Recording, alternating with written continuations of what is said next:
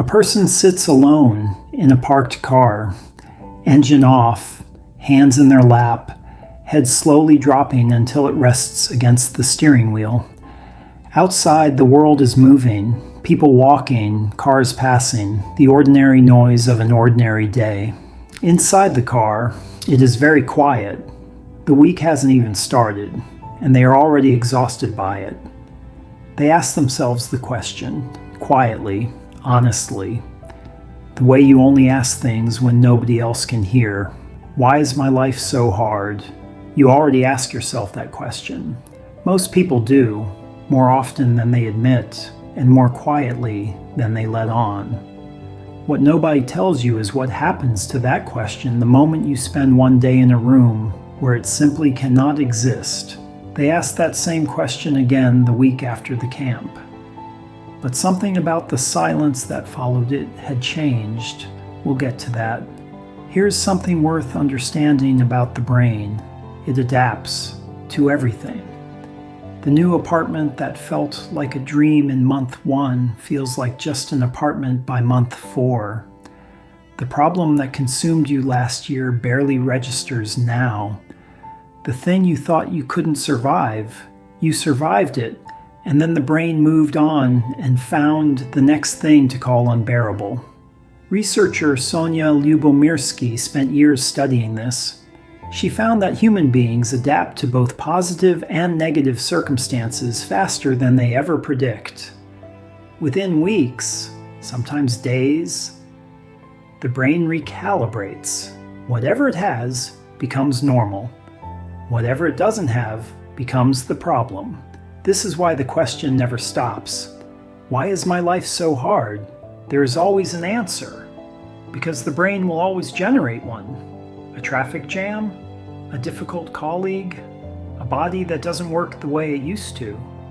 A plan that fell apart? The list refreshes itself automatically without any help from you. And then there is the comparison. We measure our lives not against what we have, but against what we imagine we should have, against the version of someone else's life we see from the outside, against a standard that keeps moving the moment we get close to it. This is not weakness. It is not ingratitude. It is biology. But biology can be interrupted. You arrive expecting it to be sad. You are wrong. The first thing you hear before you even open the door is laughter. Loud, unfiltered, completely unself-conscious laughter.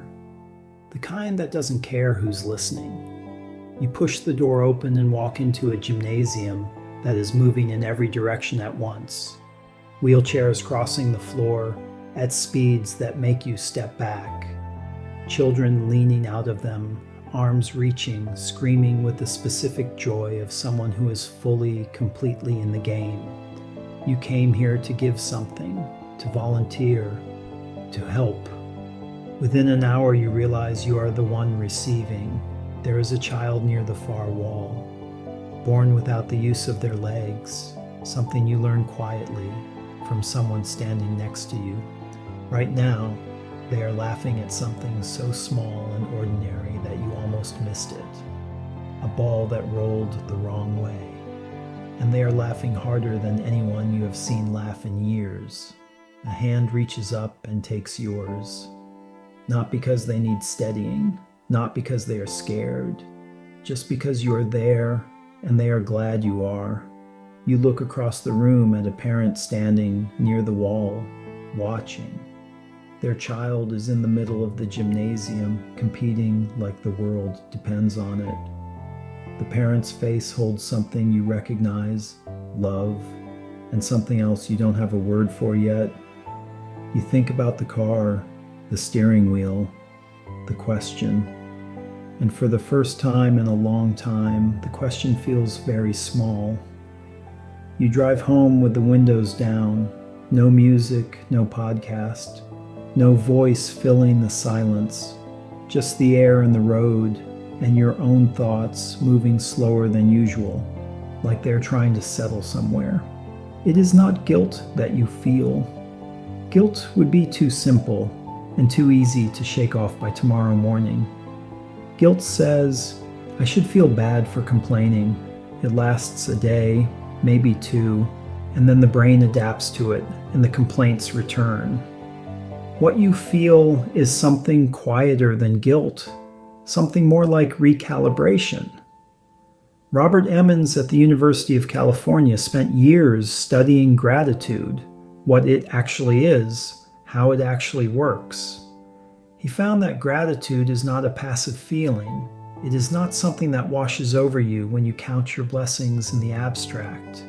It is an active process.